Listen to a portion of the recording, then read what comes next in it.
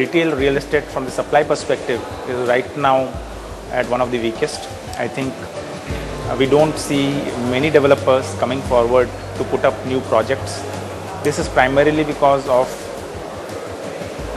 the difficulty in organizing funding, the focus of RBI in reducing exposure to retail real estate.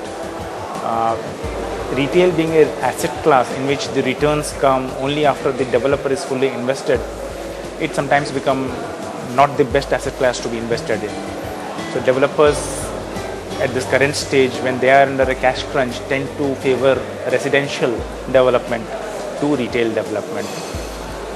Having said that, we are now at a stage after 2-3 years where we are seeing the impact of lesser investment in real estate visible. The number of shopping centers on an annual basis is far shrinking. I expect going forward we'll have about 20 to 25 centers on an annual basis, and this will mean that retailers who are always on the growth path and who need new centers to grow will find it very difficult to find shopping centers. They will start having to look into high street standalones and build to suit options to meet their regular growth criteria. I think there is a huge demand from retailers to enter into centers which are well developed, well managed, and well anchored as well, and they're well positioned for the catchment which they are catering into. And there's a stark difference which is started emerging from the centers which are doing well and which are not doing well. Cinema business is doing extremely well. F&B businesses in some of the restaurant chains are doing extremely well, are picking up huge amount of sales. Fashion brands selectively, some of them are doing great, some are not so. But it's more of because a little bit, yes, the market sentiment is a little softened. But it's just about the fact of the matter is also that some of the brands have not innovated enough to catch the new age customer. So there's a huge pressure which is building up on the existing malls. So there is a huge demand which is we're seeing, because we're not seeing any new centers coming as much as we desire to. So there is definitely a deficit which is also happening in key markets per se as well. Bangalore has always been a chosen destination for a lot of retailers and developers, because people staying there are well traveled, connected, are aware of the brand and the changing trends across the globe. Unfortunately, in last decade, there's not been much of supply as far as retail locations are concerned. Now, in last decade, we only speak about 2 retail destinations in the city. Past 3 years, we've seen new 3 retail developments coming in Bangalore of a larger size and been doing very successfully and been launched pretty well. A lot of brands which were not available in Bangalore have got space in this location, and people have found it very good, and they've been connecting it very well. Unfortunately, because of the lull in past couple of years, not much of development has taken place in Bangalore. So still Bangalore lacks a quality supply. It's been overloaded in some segment of Bangalore, but certain segment of Bangalore are still lacking quality spaces. So we've seen 2 big mall openings up in Chennai this year. One is Market City and the other one is Forum Prestige. One is Vedaplani and one is Velachery. And there's been a strong response. So there is a good amount of demand which is there. But yes, it's a little peculiar market. We've won the F&B in terms of for example, liquor license is not so easy to go by. So those kind of formats have not been able to flourish and make business sense. Movies continues to be a very, very big business. International women fashion wear is not doing so well. The reason is because women still prefer to wear Indian ethnic, right? So from that perspective, is doing well. In the next 4 quarters, we feel that with these 2 mall openings and the existing malls of Express and Ampa being there, I think the market is fairly covered. There is still room in certain pockets to build up retail centers, but we're not seeing too much traction of retail real estate getting developed because development approvals are not so easy to get up in Chennai right now. So there is going to be pressure on these malls to obviously accommodate as much demand comes in. Plus, there's also the pressure of these 2 malls because they just opened, and first year is always the most challenging year for everyone, is to make sure the sustenance and performance of these brands. So that will really define the Chennai market for So 1 year is going to be a little stable with some challenges, and if we pass through this year in Chennai, I think it's a great market to continue to be. If you see the 4 regions of India, I think the maximum number of supply that is coming up in the next 2 years is in North India. So as you know that there was a lot of confusion in the past regarding Telangana issue, and because of Telangana, people were not willing to invest in the properties. As a population of 65 lakhs of Hyderabad as of now, there are only two malls which takes care of the requirements. One is GVK, which is the Central Business District, and there is one more mall called Inorbit Mall, which is at High-Tech City. These two malls put together is around 12 lakhs square feet. The last mall which came in orbit was around 4.5 years back. So if you look at it, the expansion of Hyderabad has been exponential over a span of time. So there is a lot of requirement for good quality of malls with a size of around 4.5 lakh square feet each. The spread is so beautiful that you can have around 4-5 more malls coming in different locations, which can definitely absorb a lot of retailers and a lot of retail requirements. As of today, we have a lot of requirements from all formats, whether it is value formats, whether it is departmental stores, and people are looking forward for this clarity to happen so that they can invest in the properties. So as of today, if you look at GVK and Norbit, as I said, these are two malls which hardly have any churning. These properties don't have space till 2016 coming up. One or two space may come in or come out. So these malls are doing perfectly fine.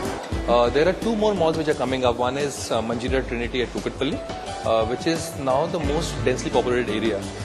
The people who are working in High-Tech City are basically residing in this area. This area enjoys a population of 15-16 lakh people. There is one more mall which is coming up called as Forum from Prestige Group, which is around 8 lakh square feet. This is around Manjeera is around 4.5 lakh square feet. So this will definitely suffice a lot of requirements. Both the malls has more or less been leased for all anchors. So they have brands like Shoppers Stop, Hyper, Oshan, Central, and all the good formats, Cinepolis, PVR, and so on and so forth. So this side of the market has been covered. The rentals, if you ask me, is reasonably good. The vanilla on the ground floor enjoys around 140-150 rupees square feet, and anchor goes up to 65-75 rupees per SFT. Calcutta is a very old and conventional market. So people there in Calcutta, developers primarily, they are very orthodox, old-minded. So they believe in investing and keeping it on hold for a longer period of time to get better returns. And land cost being very high in Calcutta, so obviously construction cost is high, so the desired rental levels are very high compared to other cities. I mean, they are somewhere at par with the Hyderabad. Now we have been seeing a lot of retailers showing interest to come into Calcutta, but because of a challenge of quality supply in Calcutta, so there's a huge gap between the demand and supply scenario. See, from a retailer's perspective, Bombay is a very important market. So most of the retailers consider Delhi and Mumbai as the first two markets, in both in terms of presence, in terms of performance. Bombay from them is about 5 markets, which will start at Colaba, then we'll come at the next stop at Parel, and then we'll have Bandra, and then you'll go to Juhu, and then Andheri, and so on. Now the retailers have so far, for so many years, been dividing Bombay into these pockets, and they have been focusing on that. And that's how the shopping centers also have developed. So most of these pockets which I explained to you would have a shopping center or two which will come up and create dominance in that region. And that is why you never hear too many shopping centers in Bombay, because Bombay being very linear and so many micro markets, each micro market getting 1 or 2 shopping centers doesn't create crowding. In our view, Pune in the last 2 years had a spate of new mall launches, and I think they were timed very close to each other. So we see in the Nagar Road and Hadapsar belt 5 centers which came up in very quick succession, which was a lot of real estate space adding up to one pocket of Pune. And I think it will take a year or 2 to stabilize. Some of the centers have started picking up and doing really well. I think it's just a matter of, so if you ask me what's happening in the next 4 quarters, I think the market is going to definitely be performing, and retailers are going to be very happy that the sales are improving and the market is being stabilized.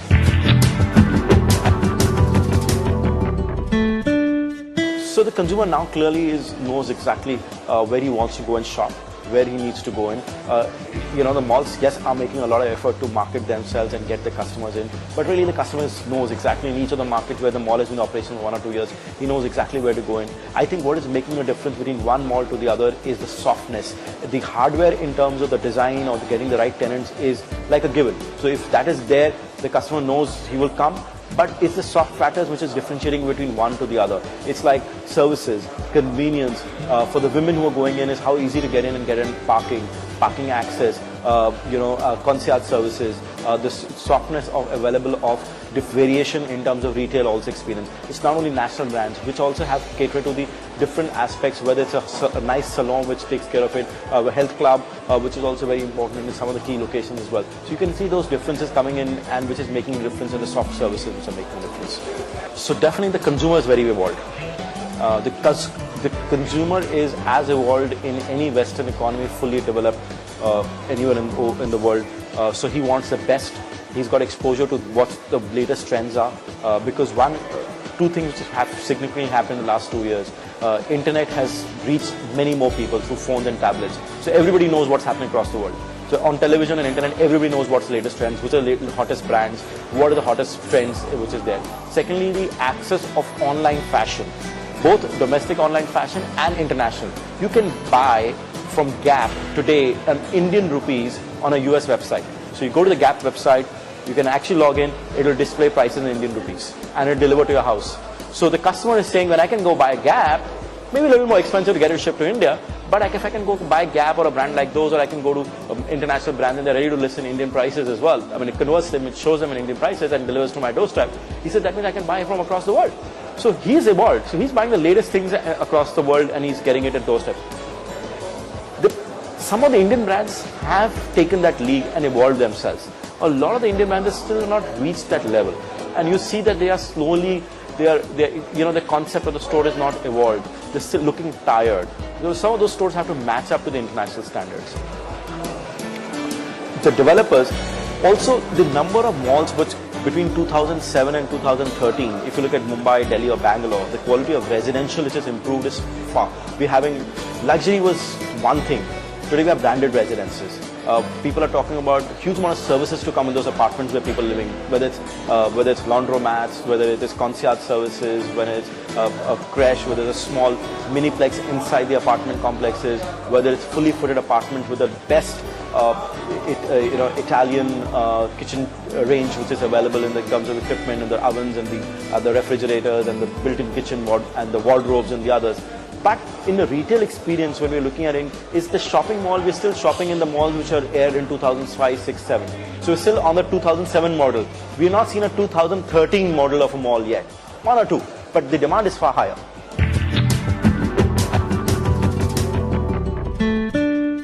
I think the ability of people, both from the developers and retailers, to ability to take risk is very low. I think they all want to go with a successful model of what somebody has done it, imitate and copy it, and they believe that it's already been done, why the hell should I reinvent myself? So they really want to just cut, copy and paste. The ability to take risk is not there. Retail is about taking risk, and retail is about forcing the future and saying this is what I'm going to create. Apple created the same phone. It's just that the way and the look and feel is different.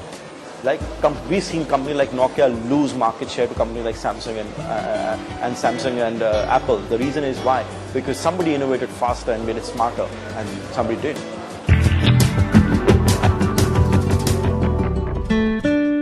So I think one is not to imitate what somebody else has done. So if a mall which has been there from 2007 done a great job, doesn't mean that his tenant mix or their tenant mix has been the best. It should not just pick up and say I'll replicate in my mall. It was that was done keeping in 2007. You need to be different and see what is relevant in 2013 and what will be relevant in 2016, 17, 18 as well. So use that.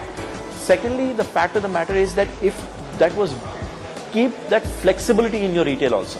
Retail is about community. Retail is about a drama, right? You cannot, today the way a movie was made by Yash Raj Chopra in 1990s, Amitabh Bachchan and Rekha was different when he made Jab Tak Hai Jaan with Shah Rukh Khan and Katrina Kaif. The theme was celebrating love, but the way the movie was positioned was different. So the same thing, you have to position the drama differently in a retail mall as well. Why can't you differentiate the drama by saying I will make sure that this is a different drama to the next stage. I have not seen malls which are technology savvy. Have you gone and seen in a mall the same billboard displaying this is the store, this is the location, this is store number? Why cannot be technology led? Why cannot show is the latest collection is available on the at the display board when you enter a store and saying these are stores quoting the new latest trends which are there of this brands being displayed there. Why have not seen technology come into the malls? They're still in the software part, which you say the soft services part in the mall are still very hardware driven. It is not. When you walk into a smaller thing at the car parking area, it's still manual. Why it is not automated? When I'm walking into a mall, why outside itself I should not be knowing that where there's a right parking spot available and I go to the shortest distance and go and park it. I still have to go 3 circles in the basement to find a parking spot and wait for some car to get out. So it is all about intelligence, which actually will make it customer friendly. That's why the next age of mall is going to come in. Next 3 or 4 quarters, we don't see any of the mall development which will come in Bangalore. The next development which will be delivered in Bangalore will be in the 3rd quarter of 2014. And that is also very small size, less than 500,000 square feet. Most of the retail larger development will get delivered in 2016 and 2017. So one way it's good because it's not much of supply coming in. There will always be a demand for things and people can take a strategic step.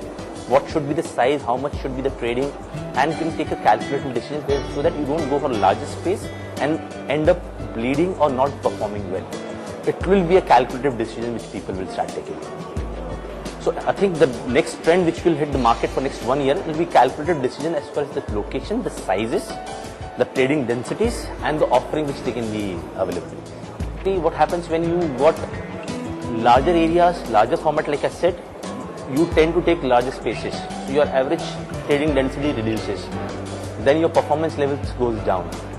So when you got places which not larger sizes and you can choose and the correct size is working for, I think retailer will always look for profitability from the store and the development in totality, what is the brand mix which is available, because they speak to each other. So once they've got a limited offering and spaces which can be chosen from a correct destination, I think the retailer will look for the right place and the right size. Chennai is a little difficult market from that perspective because the depth in the consumers to spend is limited compared to another city. South, definitely Bangalore will lead the pack for lots of, because the quality of cost, quality of population, the consumer spending is far ahead, and the ability of the capital attracts, that city attracts them on the outside of the city as well is much more. I see that it would be a balanced thing where the retailer would make money, where the landlord would make enough money to take construction cost and a little bit of profit rather than the huge profit that they made pre-2009, and the retailer would be able to get up a space that he needed to make sure that he can run up a profitable operations from the shopping malls. It will be a mix. So there are pockets for high streets, for example. There are pockets which are Jubilee Hills, Banjara Hills, which is for a premium segment of brands. There are markets like Himayat Nagar, Dilsukh Nagar, which is suburbs, which has a semi-premium type of brands ability. So the requirement compared to what the retailer is asking, the size of formats and the supplies are basically not matching in all the high street locations. That's the reason why when the malls are going to come in, I think they will do a good justice to brands which can accommodate those type of requirements. So if you ask me over a span of 8 months, I don't see any challenges which is coming up, and we'll have a stable growth in the market. So from a consumer perspective, people are waiting for good malls to come in. As I said, last mall was in orbit, which was 4.5 years back. So people are quite excited with the property of Manjeera which is coming up. So I think there is a lot of excitement as far as the customers are looking at it. As far as the retailers are looking forward for the right match. So once these malls are in place, the retailers will do justice. And the market, because of the stability being coming up, with Telangana issue getting over, and a lot of stability has come in now. So it should be a win-win for both retailers as well as landlords. Because of the pent-up demand and because of non-availability of quality supply in Calcutta, people are venturing into tier 2 cities like Guwahati or Bhubaneswar. So in Guwahati and the northeastern Seven Sisters states, we see a lot of demand because the customers there are young, they are fashionable. It's a young, fashionable, upmarket city. But again, from a logistical point of view, once Calcutta being a metro city, if I'm not present, somebody is not present in Calcutta, they won't want to go to the other cities. It will remain as it is today. So though we see that a lot of market correction is happening across the country, but I don't think for Calcutta it's going to have a huge impact on the market correction because the land prices remain more or less same. The construction cost remains more or less same. So the landlords will not change their mind to accommodate the retailers' request for getting it on lower rentals. The suburbans of Bombay, say beyond Borivali, on the western track, will have the Vasai Virar belt.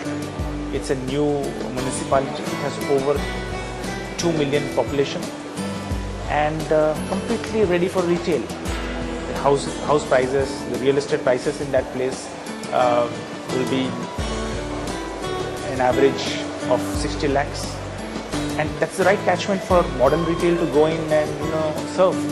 But it's still not recognized by a lot of retailers who feel that they don't want to be that much outside Bombay.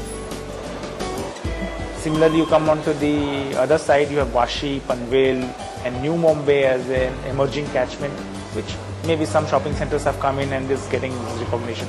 Now all this for a retailer's perspective behaves like Bombay. So this extended part of Bombay, which is called the Mumbai Metropolitan Region, should be behaving like an NCR. So the retailer has to be looking at it as an MMR, Mumbai Metropolitan Region, which includes the city of Bombay and the extended suburbs, which have a significant population on their own and can sustain retail and develop it as a bigger market. Inorbit has got a shopping center in Vashi. It's maybe one of the best Inorbits performance-wise. The population is big enough. There are other centers planned, and it's under retailed. On the western track, I think the market is just getting noticed. We are in the process of developing the first few centers there. It's a 20 lakh population and there's just one center under construction. Some of the tier 2 cities will have lesser population and will have more number of centers. And that's the disparity. You're talking about a population which works in Bombay, consumes like Bombay, is more expensive than a lot of other cities, more expensive than a lot of metros, and just has one shopping center for a population of 20 lakhs. That's the hidden potential in this part of the world.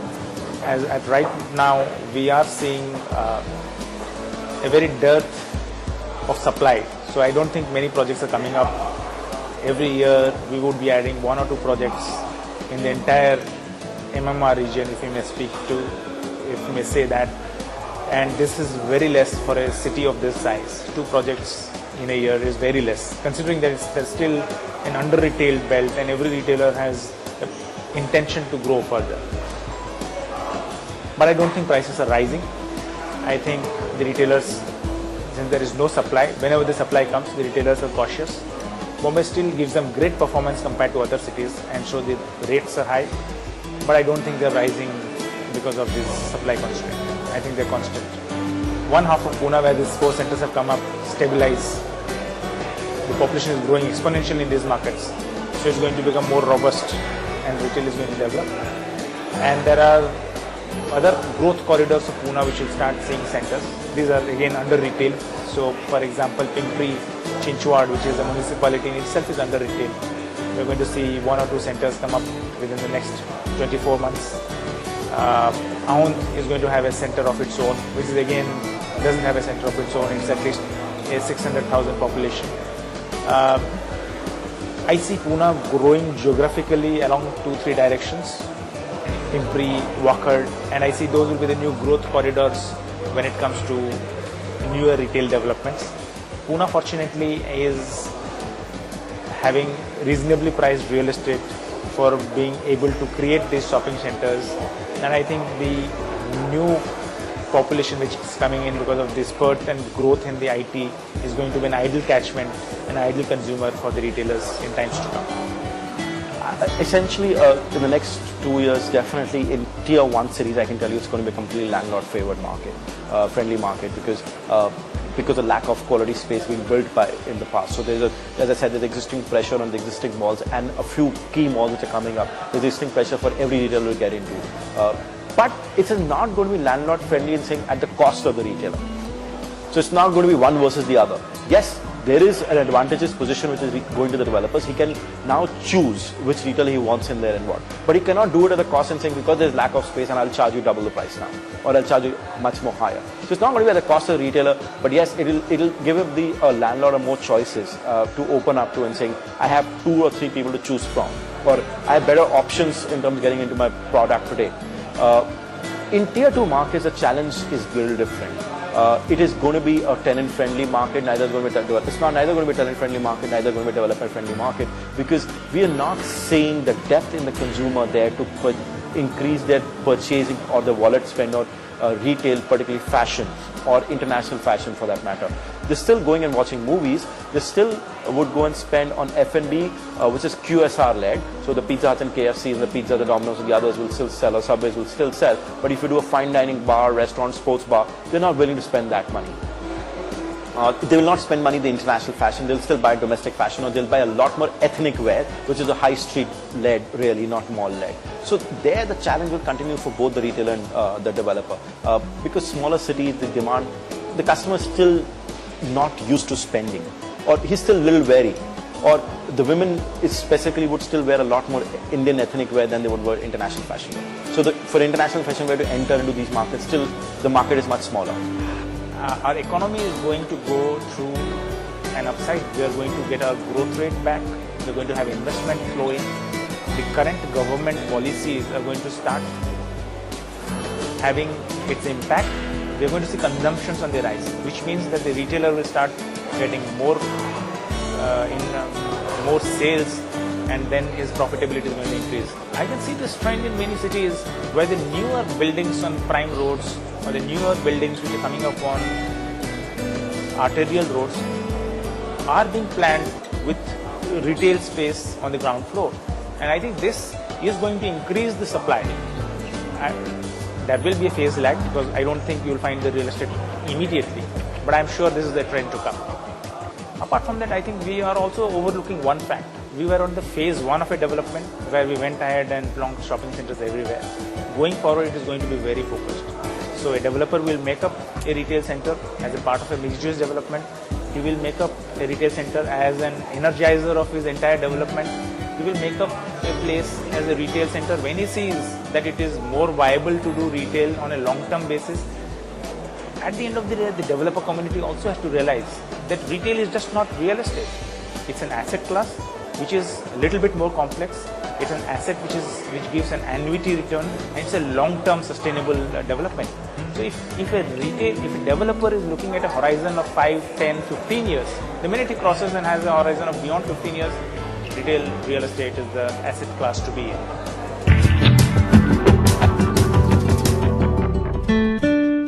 Bangalore is the chosen destination for all the retailers. God has been kind with the weather, and you've got all the comforts and luxuries which can be availed under the roof. Retail in Bangalore will rock for another 5-6 years. It's the most economical destination in the country as of now when you compare it to other metros. Retail has got a beautiful future in this place. If you want to grow, if you want to exponentially grow, come to North India. The second one that I want to make, if you really wanted to make money, the highest GDP of this country is NCR. Come and open up stores in North India.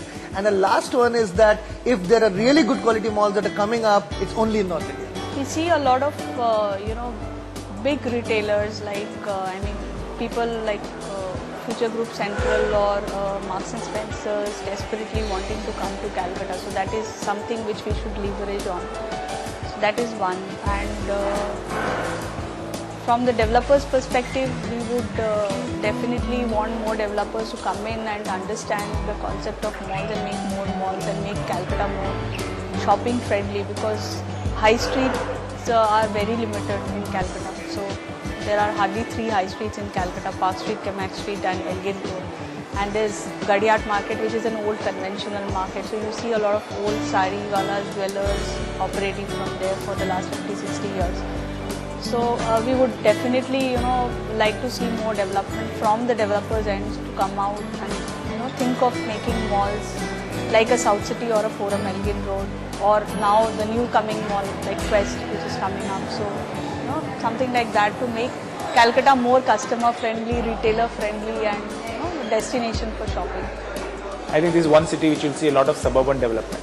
So retail real estate, both from a retailer and developer perspective, is that India is not one country. It is a federation of states put together. So it's a lot of mini Indias in a different shape and form which exist.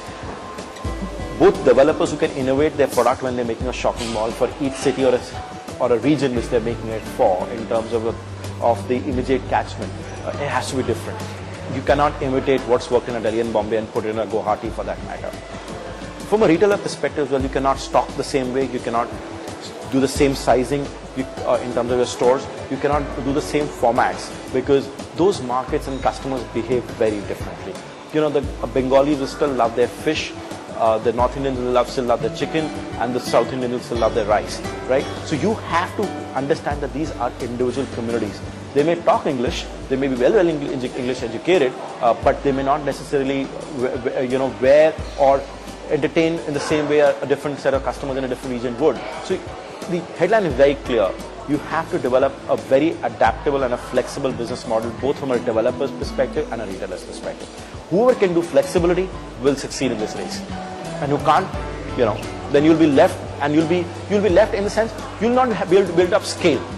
You may operate and do great in a region, but you will not be able to build up scale.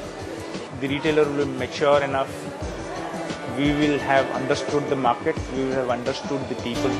Shopping centers will be localized and customized to the customer. We will have a choice of the different types of shopping center. I mean, not a cookie cutter model like we see in a lot of places today, but something dovetailed to specifically focus on the neighborhood. We will have a plethora of neighborhood centers.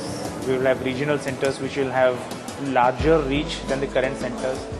Hopefully some of the business models and some of the product categories will have evolved to become more robust, and we'll be able to command more anchor status. We used to always deliberate among ourselves at forums like this that we are 50 years behind the United States. 4 years back we used to say we are 15 years behind United states. I think in 2020 we should be 15 years ahead of United States.